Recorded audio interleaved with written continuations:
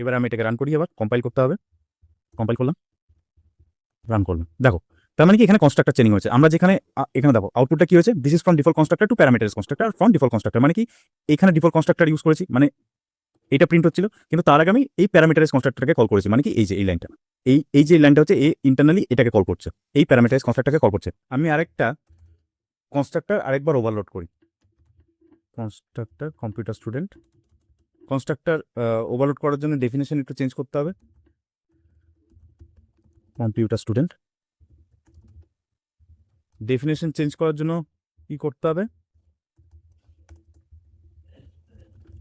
String x Y Z comma string A B C এরকম করতে পারি, কিংবা প্যারামিটারের সংখ্যা মানে প্যারামিটার কাউন্ট সেমই হবে, কিন্তু আমি ডেটা টাইপটাকে চেঞ্জ করছি, মানে যেন কোনো অ্যাম্বিগুইটি সৃষ্টি না হয়, ঠিক আছে, যেন জাভা বুঝতে পারে যে আমি কোন কনস্ট্রাক্টরকে কল করছি।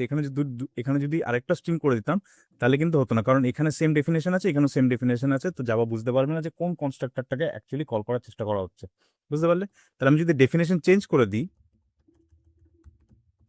ইন্টিজার এক্স ওয়াই জেড, এখানে system dot out dot print L N this value is from parameterize constructor 1, ঠিক আছে, প্লাস এক্স ওয়াই জেড, ঠিক আছে।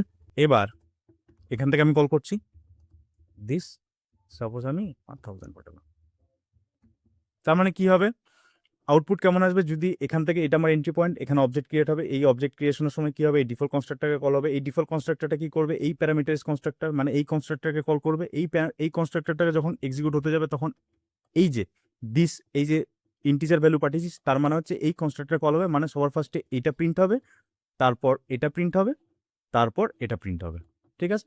চেনিং হচ্ছে, বুঝতে পারছো, চেনিং হচ্ছে জাভা সি,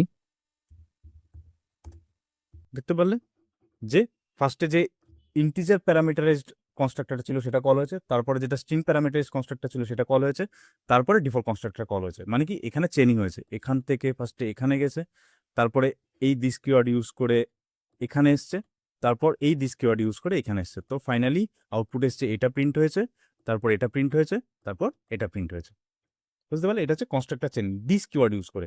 এবার কি হচ্ছে, সুপার কিওয়ার্ড ইউজ করে।